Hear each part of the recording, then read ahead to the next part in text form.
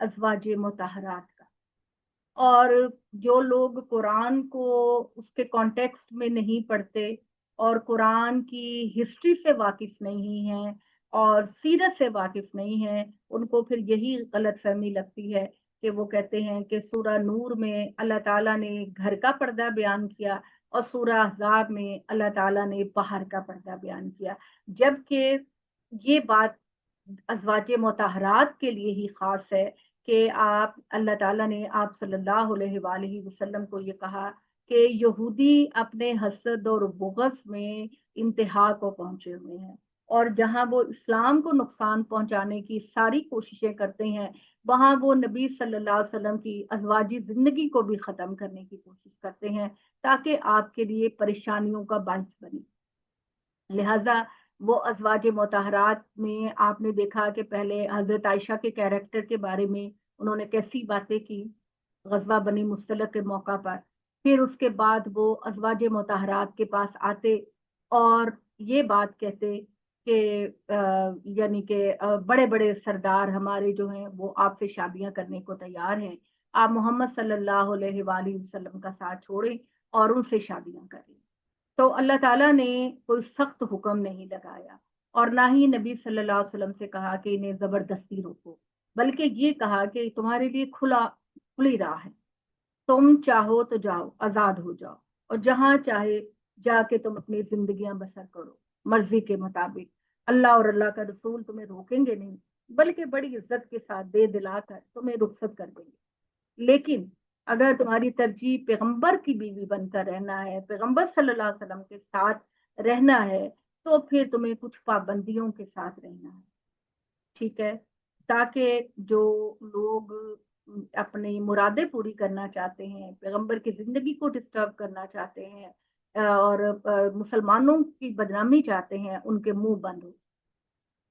تو تمہیں کچھ پابندیوں کے ساتھ رہنا ہوگا، اور حضور کی زندگی میں بھی، اور حضور صلی اللہ علیہ وسلم جب اس دنیا سے تشریف لے جائیں گے تو تب بھی پھر تم اپنے گھروں میں ٹک کر رہنا، اور تمہیں بالکل اس چیز کی آزادی نہیں ہوگی کہ بن سنور کر باہر دعوتوں اور محفلوں میں جاؤ۔ گھر میں ٹک کے رہنا، اللہ کا ذکر کرنا، اللہ کے دین کی تبلیغ کرنا، اور یہ ہے کہ دوبارہ شادی نہیں کرنی۔ جیسے کہ آپ کو پتا ہے کہ عرب کلچر کے اندر تو یہ بات تھی نا کہ خواتین چاہے وہ کتنی بھی عمر کی ہوتی تھی تو ان کی شادیاں ہو جاتی تھی، اور خواتین میں بھی بڑا یہ کامن تھا کہ اگر متعلقہ ہیں یا بیوہ ہیں تو کئی شادیاں ہو جاتی تھی۔ تو لیکن آپ کے پاس یہ آپشن نہیں ہے ازواج مطہرات کے پاس، تاکہ ان کے لیے، منافقین کے لیے، یہودیوں کے لیے امید کی کوئی کرن باقی نہ رہے۔ اس کانٹیکسٹ میں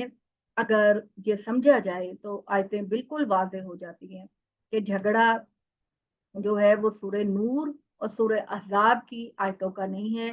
کہ وہ اندر کا پردہ ہے، یہ باہر کا پردہ ہے، ایسی بات نہیں۔ یہ اللہ تعالیٰ نے ازواج مطہرات کے لیے کچھ اسپیشل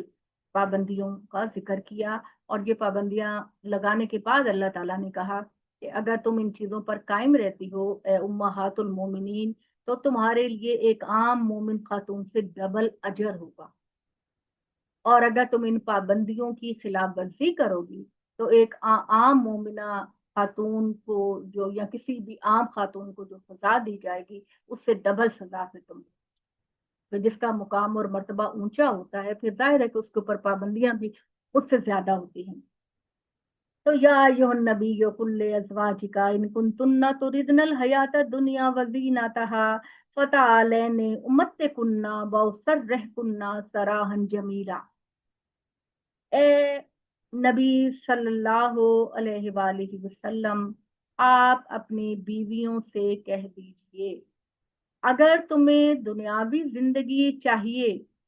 اور تمہیں زیب و زینت کا سامان چاہیے، دنیا کے زیورات چاہیے، دنیا کی بہترین چیزیں چاہیے، فتعالین امتعکن، تو آؤ، فتعالین کا مطلب ہوتا ہے تو آؤ، آؤ، امتعکن، میں تمہیں سب کچھ دے دیتا ہوں، ٹھیک ہے، میں تمہیں سب کچھ دے دیتا ہوں، اور بَوْسَرِّحْ کُنَّ سَرَاحًا جَمِیلًا، اور میں تمہیں بہت اچھے طریقے سے دے دلا کر عزت کے ساتھ رخصت کرتا ہوں۔ اے محمد تم اپنی بیویوں سے یہ بات کہہ دو کہ میں تمہیں دے دلا کر بہت عزت کے ساتھ، خوبصورتی کے ساتھ میں تمہیں رخصت کر دیتا ہوں۔ وَإِن كُنتُنَّ تُرِدْنَ اللَّهَ وَرَسُولَهُ وَالدَّارَ الْآخِرَةَ فَإِنَّ اللَّهَ أَعَدَّ لِلْمُحْسِنَاتِ مِنكُنَّ أَجْرًا عَظِيمًا۔ اگر تم اللہ اور اللہ کے رسول کا انتخاب کرتی ہو اور تم آخرت کے دن کا انتخاب کرتی ہو تو یہ بات یاد رکھنا کہ اللہ تعالیٰ نے تم میں سے بہترین کام کرنے والی خواتین کے لیے بہت بڑا اجر تیار کر رکھا ہے۔ ٹھیک ہے، ہو سکتا ہے کہ دنیا کی زندگی میں تمہارے پاس ہیرے جواہرات نہ ہوں، تم کسی دوسری خاتون کو دیکھو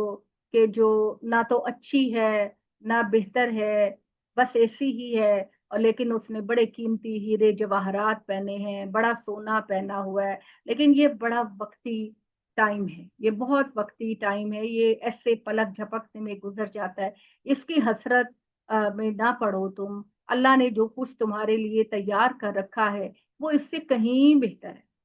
وہ کہتے ہیں نا ابو لہب کی بیوی کے بارے میں، کہ ابو لہب کی بیوی کے بارے میں کہ وہ بڑے بڑے سونے کے ہار پہن کر، کیونکہ آپ کو پتا ہے رب جو بڑا زیورات پہنتے ہیں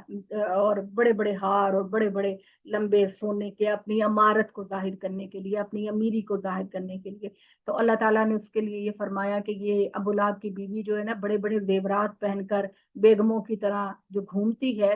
تو یہ قیامت کے دن اپنے لیے، کیونکہ اس کے بارے میں آتا ہے کہ حضور صلی اللہ علیہ وسلم جب نماز کے لیے نکلا کرتے تھے اندھیرے کے اندر مغرب اور عشاء کی، تو وہ کانٹے بچھایا کرتی تھی، جھاڑیاں بچھایا کرتی تھی کہ آپ کو چوٹ لگے، آپ کے کپڑے الجھ جائیں۔ تو اللہ تعالیٰ نے کہا کہ یہ جو خاتون ہے یہ قیامت کے دن اپنی آگ کا ایندھن اکٹھا کرے، حمالۃ الحطب،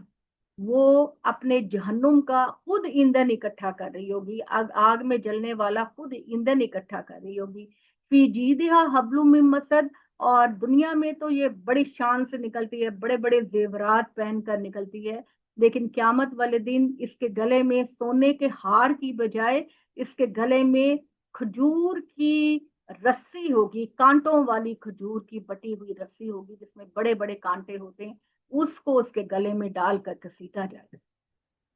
تو دنیا کی جو نمود و نمائش ہے وہ کچھ بھی نہیں بکتی ہے، جیسے آپ